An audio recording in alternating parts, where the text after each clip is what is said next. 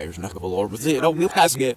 Ja, dus er je hebt toen je s'nachts hebben, waar je s'nachts hebben. Oh, wel ja, hey, no word that air get with guys going what? Most small little bit. This little, this Rubian, this nerves, the Romans readers. The Nobel Prize-winning author Pearl Buck was once quoted as saying, "You were her ideal of what a best country editor of a best country newspaper should be." Exactly what is the role of a country editor? Actually, I'm not sure. I rather wonder when Pearl Buck made the quote, what she really meant. I take for granted she knew what she was talking about because she's quite a writer, quite a thinker. I don't know what a country editor is any more than a city editor or a metropolitan editor. He's a person who has his fingers on the pulse of his people, possibly a little more. His readers are more of his friends and neighbors and relatives and people that are close to him. I don't know exactly what a great editor would be. Mainly just interpret the news as it is, and you correct it next week, of course. Does a country editor do more than a city editor in putting together his paper? The country editor pretty much does it all. He has help and all like that, but he must know it from the ground up. He has to work from the... that is, getting the news, writing the news, interpreting the news. He's the editorial department, he's the feature editor, he's the news department, he's everything on his paper. Of course, he has help and all like that, but at the same time, he knows makeup and he does makeup. A lot of city editors, for instance, will dummy their paper. That is, they'll draw up the page the way they want it. But with the country editor, you simply do the page the way you want it, whether you're in cold type or whether you're in offset printing. You simply do the page as it will be in your dummy. I'd like to talk about the role of the paper itself or themselves. Is there a difference in the purpose of the weekly newspaper as opposed to the daily newspaper? I don't think so. Actually, each of them has a different role. The weekly paper is never competitive with the daily. The two never compete. For instance, everybody in my hometown would get a state paper, a daily paper, you naturally would. But everybody here would also get the weekly paper because you'd get the news about your neighbors, the people the courthouse is recording, the city council, the city news, everything that goes on in depth you wouldn't get in a daily paper. The daily paper is not going to come to a small town and cover its news unless it is something that is rather vital, something that is large, something that even you'd play up as even big in the papers.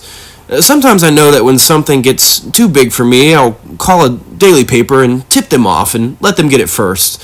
Then if it is such a tremendous story, the neighbors would say, well, why did you print that?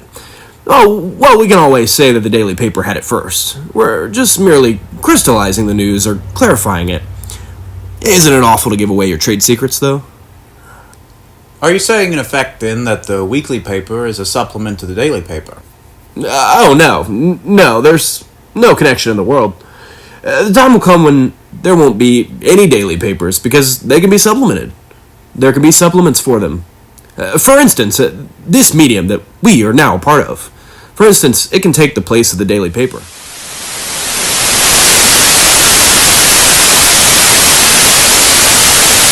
For instance, 20 years ago, the newspapers liked to see an election coming because it meant something. You ate a little bit better with those nice black ads, but now they don't come. It's television time that you want. So there's no competitives between them. They're two objects altogether. You have to have them both. But the poor old daily is just absolutely being edged out. You take New York City, for instance, a place that had maybe a dozen daily newspapers at one time. I think it's down to 3 now. And papers are going up, and dailies will go. Your weekly will never, because nothing will ever take the place of the weekly paper. It's too small to be a part of the big networks and things of that nature. The bigger you get in America, the better the small thing is. And a weekly paper is a very good example. What is the main purpose of the weekly paper in a small town like Richwood? Well, first, to inform the public. If your paper does not inform, it's not going to be there. Weekly papers can be phased out by a lack of readership.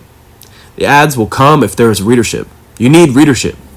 You must cover the news. You must learn who's visiting whom. You got to use a lot of discretion, but then you also crystallize and you interpret it.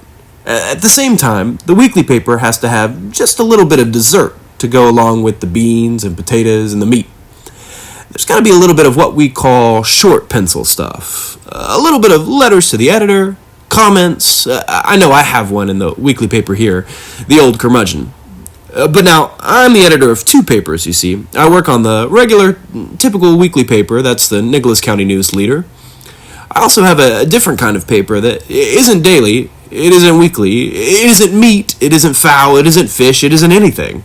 It's the West Virginia Hillbilly. It is something else completely. It is a paper that could disappear, and it would probably not... Nobody would completely miss it. Only they who like that particular kind of dessert.